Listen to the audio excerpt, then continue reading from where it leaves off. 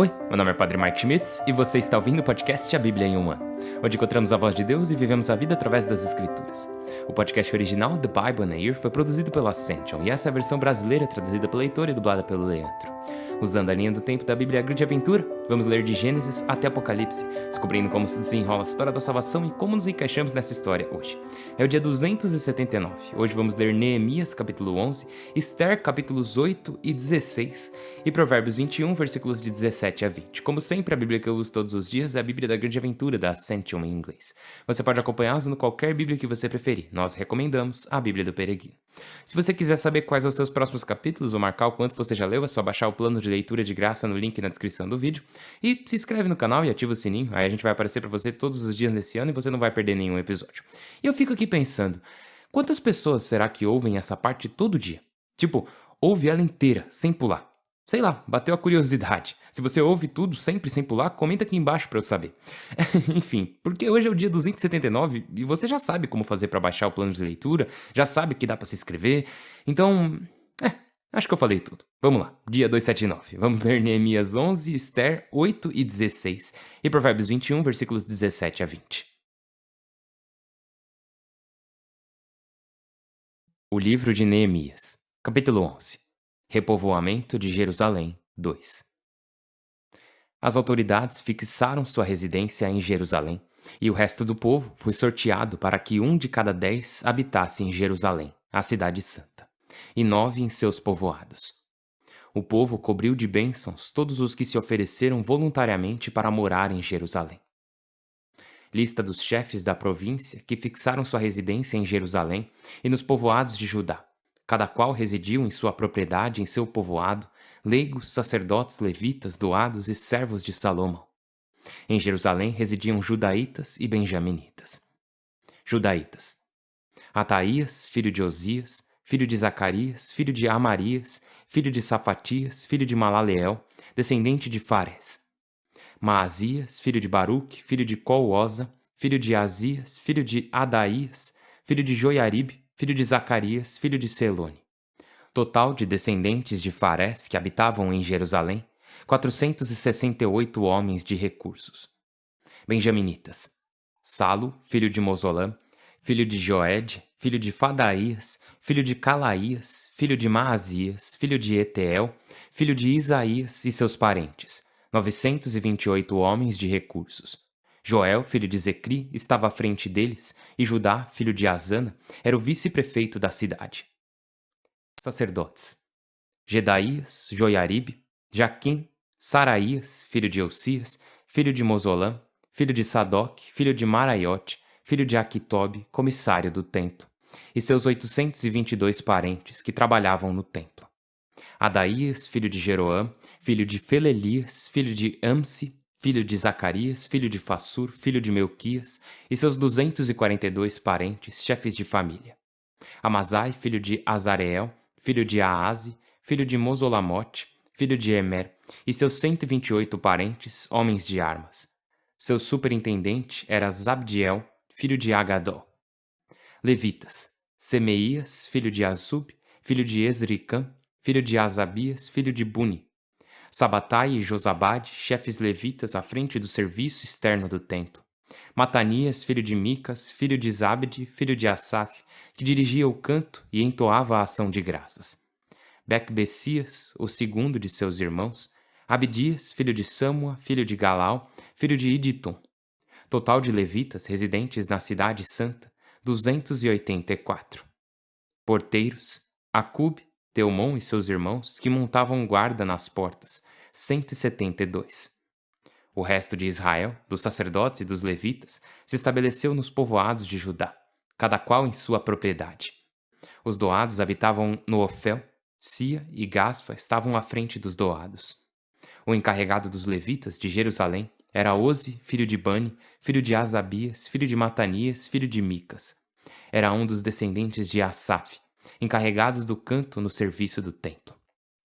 Uma ordem real e um regulamento fixavam a atuação dos cantores a cada dia.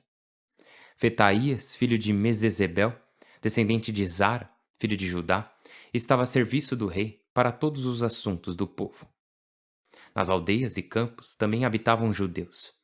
em Cidade Arbe e seu município, em Dibon e seu município, em Cabzeel e seu município, em Jesua, em Molada, em Betfalete, em Azer-Sual, em Bersabeia e seu município, em Ciceleg, em Mecona e seu município, em Enremon, Saraá, Jarmute, Zanoé, Odolã e seu município, em Laques e sua região, em Azeca e seu município.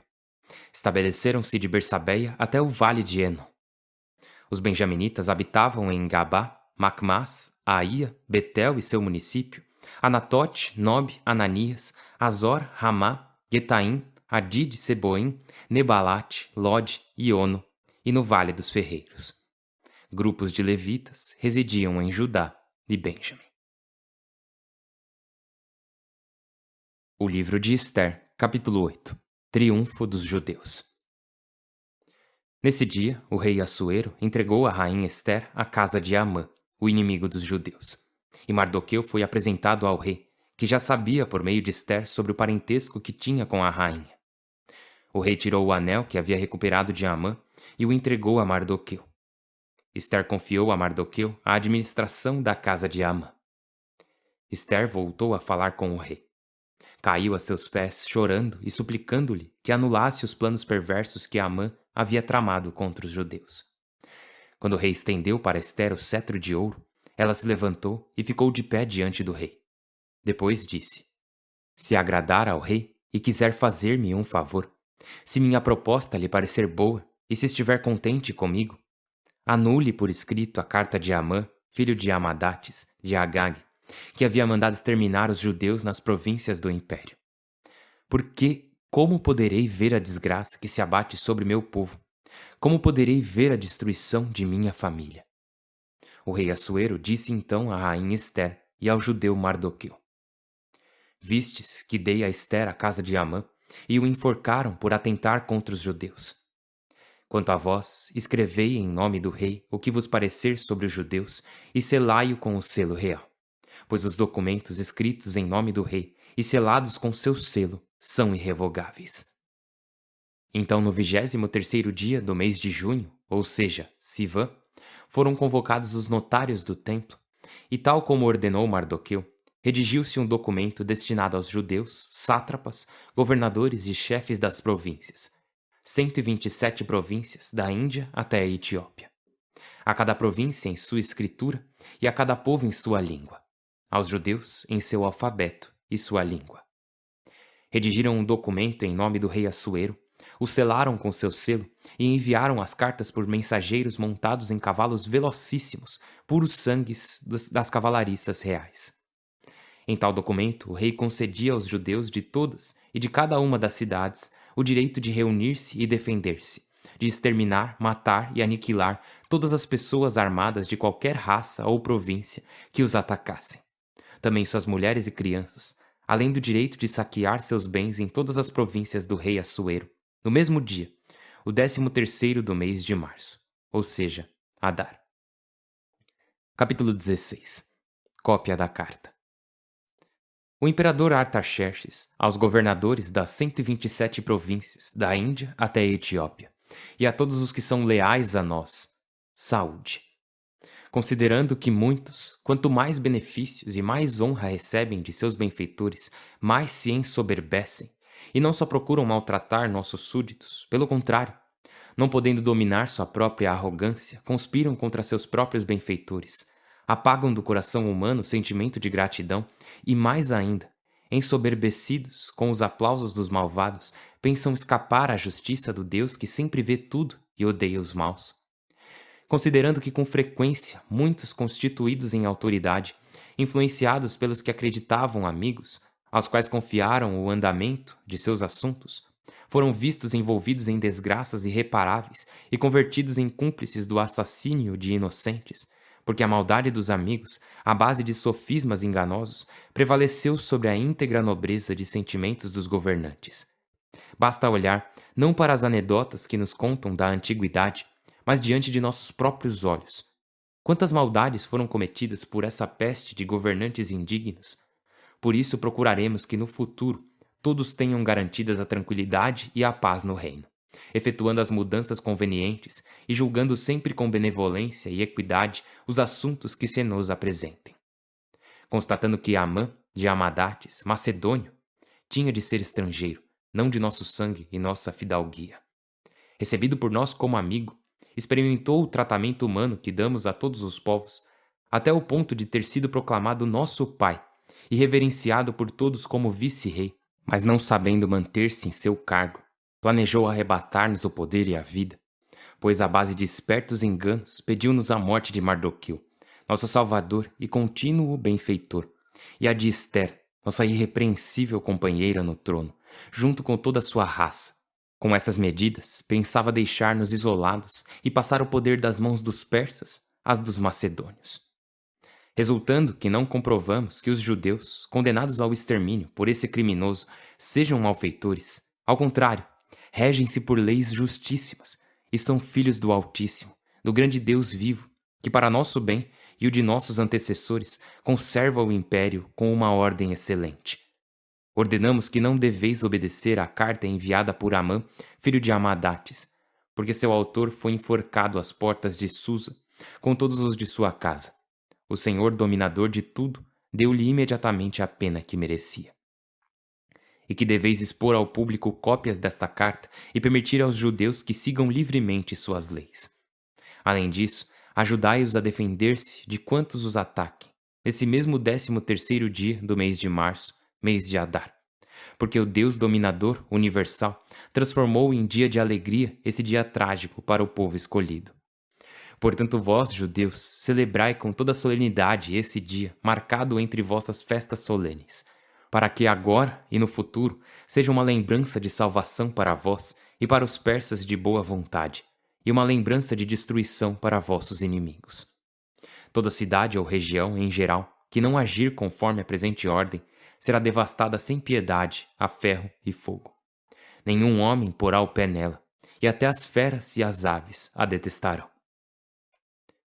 O texto do documento, com força de lei em todas e cada uma das províncias, se tornaria público para que os judeus estivessem preparados para vingar-se de seus inimigos em tal dia. Apressadamente, obedecendo à ordem do rei, os mensageiros, montados em cavalos velocíssimos, puros sangues das cavalariças reais, partiram rápidos. O decreto foi promulgado na Acrópole de Susa. Mardoqueu saiu da presença do rei com vestes régias de cor violeta e branca, uma grande coroa de ouro e um manto de linho de cor púrpura. Na cidade de Susa ressoavam gritos de alegria. Para os judeus foi um dia luminoso e alegre, gozoso e triunfal.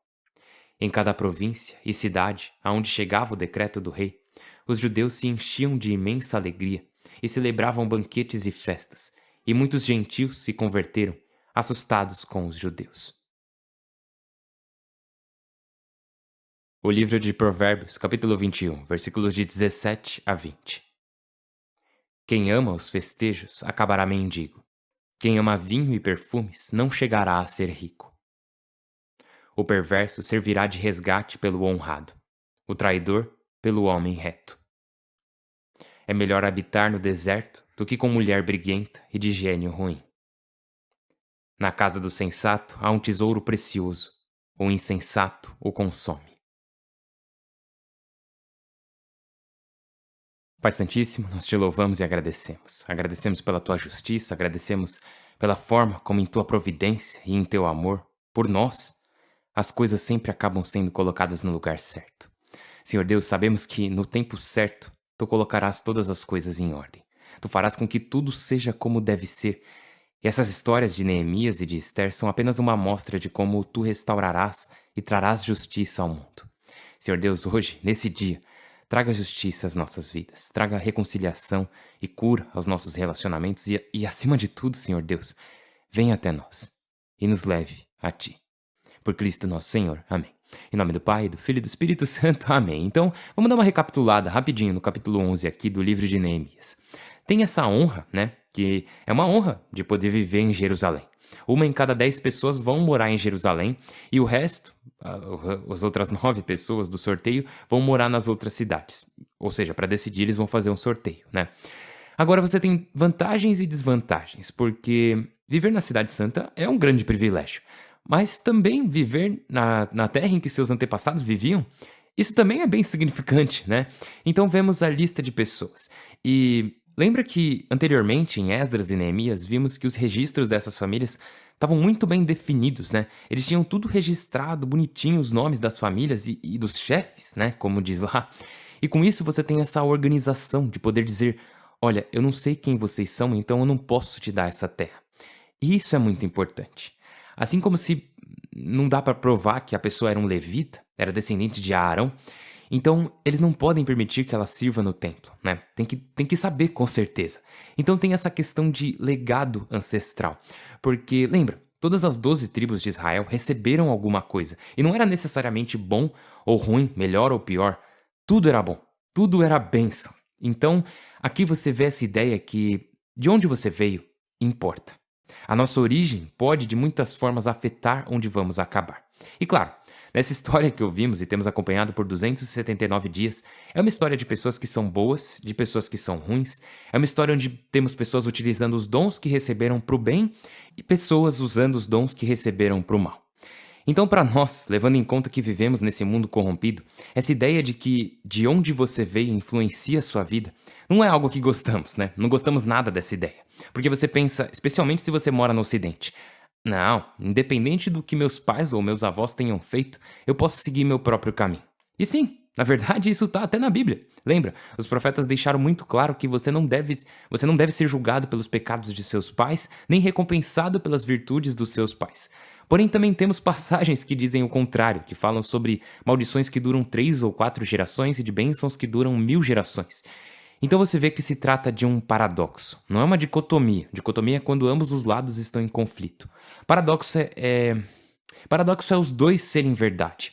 Então meio que, de muitas maneiras, você pode traçar seu próprio caminho, mas ao mesmo tempo você pertence a uma família. Você pertence a uma família, mas ao mesmo tempo não somos necessariamente definidos por nossa família. Sim, nossa família contribui para quem somos, mas ao mesmo tempo podemos nos libertar dos padrões ruins dessa família. Ou mesmo que nossas famílias sejam virtuosas, devemos também escolher a virtude. Não dá para só herdar a virtude deles. Enfim, eu falei de tudo isso para dizer que no capítulo 11, Neemias dá às pessoas a possibilidade de voltar aos lares que eram de seus ancestrais. E isso é muito, muito importante, por quê? Por duas razões que eu tô tentando explicar, eu não sei se tá fazendo muito sentido, mas, tipo, a primeira é que você tem um lar ancestral porque você tem ancestrais. E isso é muito importante. Ao mesmo tempo, você vai voltar para esse seu lar ancestral, você vai construir sobre essa terra, você vai criar uma vida lá. Então, é aí que tá. O que eu recebi da minha família, o que eu recebi dos meus antepassados, essa questão de herança é uma bênção. Mas também pode ser um fardo, né? E todo mundo aqui que faz parte de uma família sabe disso, porque você recebe algo e agora tá nas suas mãos. O que você vai fazer com isso agora? E essa é a conexão. Eu espero que eu não tenha te confundido mais, mas nos foi entregue tanto fardos quanto bênçãos pelos nossos antepassados e famílias. Essa é a questão da herança. Então, o que faremos com esses fardos? O que faremos com essas bênçãos? Esse é o aspecto individual. Cada um de nós recebeu essa responsabilidade, bem como essa bênção e, de certa forma, esse fardo, e cabe a nós escolher, cabe a nós decidir o que fazer. Beleza, agora vamos para o livro de Esther. E no livro de Esther, é incrível, né? Esther salvando os judeus. E, nossa, eu gosto muito que o rei Assuero, ele não anula o decreto de Amã. Ele não fala, ignorem o que Amã ordenou. Em vez disso, ele diz, eu decreto que todos os judeus poderão se unir e combater qualquer um que tentar matá-los nesse dia. E eu acho isso genial. Ele foi muito esperto. Assim, o rei Assuero não é uma boa pessoa, né? Mas claramente ele é um cara bem esperto. Ele simplesmente fala, beleza, eu não posso voltar atrás em algo que já foi declarado em meu nome, então eu vou fazer um outro decreto dizendo que, ei, judeus, preparem-se. No dia em que as pessoas tentarem atacar vocês, fiquem juntos e fiquem à vontade para revidar. Aliás, quando vocês os derrotarem, podem ficar com as coisas deles também. E acabou, problema resolvido. Sei lá, eu acho bem interessante isso. Não só isso, né? Mas temos esse dia de comemoração, esse dia de festa do 13º dia do mês de março, ou o mês de Adar. E vamos ver mais sobre esse dia amanhã, no capítulo 9, próximo capítulo, que é a festa de Purim, essa grande festa dos judeus que foram salvos pela intercessão dessa mulher incrível, Esther, que, como dissemos ontem, né? No meio de sua angústia e impotência, permitiu que o Senhor agisse através dela, devido à sua grande coragem, devido à sua grande fé e amor a Deus, o Deus de Abraão, o Deus de Isaac, o Deus de Jacó. Meus irmãos e irmãs, meus amigos, espero que tenha sido um dia abençoado para vocês. Eu sei que foi um dia abençoado para mim e eu estou rezando por vocês. Então, por favor, rezem por mim também. Meu nome é Padre Mike e eu mal posso esperar para vê-los amanhã. Deus abençoe.